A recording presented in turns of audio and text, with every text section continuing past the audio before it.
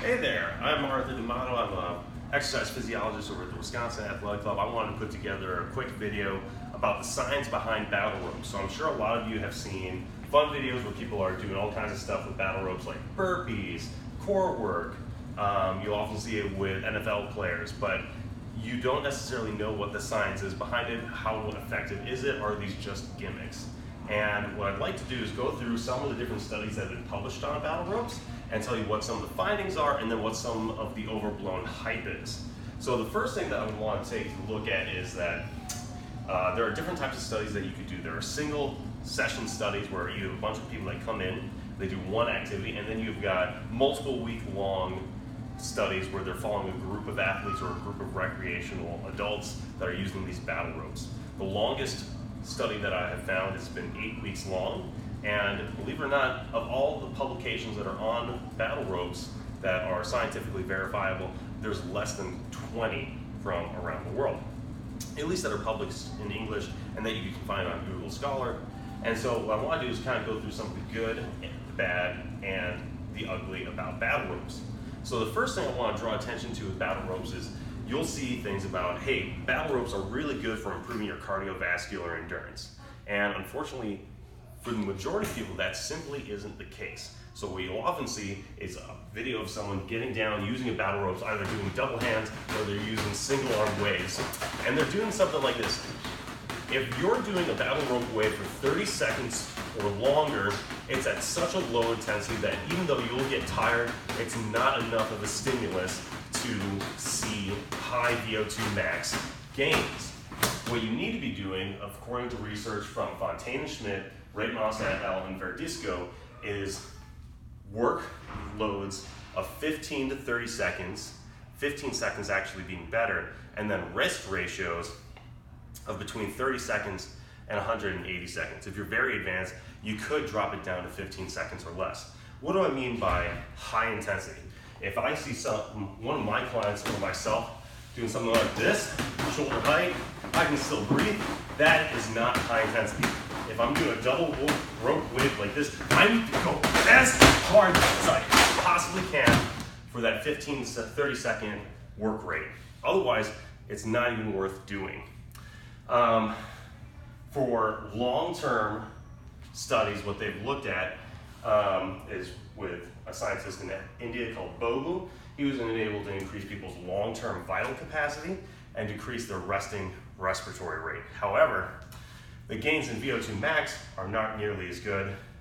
And other people who have looked at things like power and upper body endurance also don't look that good. So for instance, Kramer did a 4-week study with kettlebells and battle ropes, and he was able to see that after 4 weeks of battle rope training at very high intensities, there was no change in his subjects' peak power output or their average power output. It didn't make them any stronger. So if you're using your battle ropes and you're a high power athlete, they're not really worth it. But if you're an endurance athlete, it might be worth it. If you're trying to use your battle ropes for weight loss, there's only been one published study that looked at weight loss, and that was by Meyer, Zudno, and Sedlak, and they found that in their 6-week trials, there was no weight loss for high-intensity interval training using battle ropes. If you're going to do weight loss, you would want to do it with lower body activities like cycling and sprinting. However, there are a couple of caveats. So what are some things that you might want to use battle ropes with that have been seen in other studies? You might want to use it for core work. So there have been studies where they take EMG, electromyography, and they'll place it on different working muscles. And so for instance, if you're doing battle ropes and you want to do it for your core, you have the option of doing double-handed activities. And if you're doing double-handed activities, you're going to shift more of the emphasis into your erector spinae, your lower lumbar back. If you want to do something with one-arm activities, you're almost shifting, you're going to be shifting that emphasis into your obliques. So you could be doing the core work for that reason. If you wanted to make it more challenging for your core, you could do something with whole body vibration. For most people, the most cost-effective way of doing that is on top of a BOSU. So you could do your double arm high intensity activities or your single arm high intensity activities.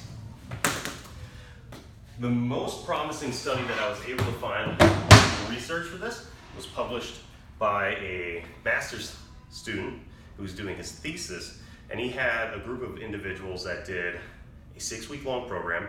The first 6 weeks they had lighter battle ropes. The second 3 weeks out of the 6-week program, they had heavier battle ropes. So the implication of that study for those athletes was that if they had increasing weight for their battle ropes, they would see better improvements. So what kind of improvements did they see in that study?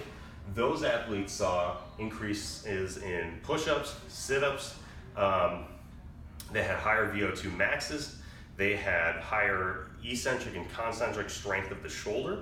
And so what might be a limitation in other earlier studies than this guy's might be that they only had one weight for their battle ropes. If you have access to only one pair of battle ropes, you don't have multiple weights, you might not want to be using it for any more than 6 weeks. What would you want to do with your battle ropes? So if you're going to use battle ropes, you don't want to use it for any more than 15 seconds at a time, in my opinion. You want it to be as high intensity as you possibly can, no futzing around with any of the gimmicky stuff. You would at most want to do 6 weeks at a time to incorporate into your training. You wouldn't want to use it for weight loss, you wouldn't want to use it for power, it's all for endurance. So the kind of athletes that might want to be using it would be canoeists, kayakers, rock climbers, people that would be using a lot of upper body endurance. And then lastly, if you can do progressive resistance with your battle ropes, that would be ideal. So that might be heavier battle ropes, attaching weights to your wrists, but otherwise, for some people, it might not be enough of a stimulus whatsoever. So, in conclusion, battle ropes can be very useful, almost exclusively for endurance. A lot of what you're seeing on Instagram and YouTube is absolute garbage and bunk because it's at too low of an intensity or at too high of a work interval to elicit a stimulus. And so keep it short, keep it intense, and thank you all for watching this video.